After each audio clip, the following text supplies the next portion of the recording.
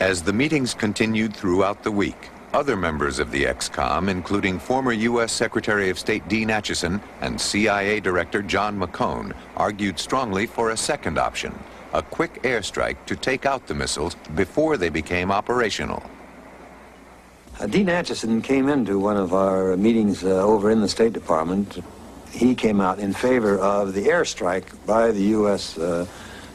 Against the missiles in Cuba. He was then asked, what would the Soviets do in response? Oh, he said, I know the Soviets pretty well.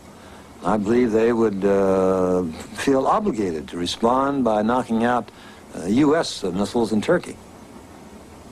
Well, someone said, what would we do in response to that? Oh, he said, under the NATO treaty, we'd be obligated to respond by attacking Soviet missiles inside the Soviet Union. Well, then what would they do, he was asked. Well, he said, by then we hoped that cooler heads would prevail and we'd all sit down and talk.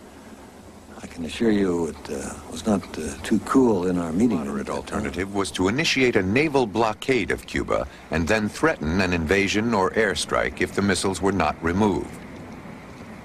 An entirely different approach was to refrain from military action and negotiate with Khrushchev.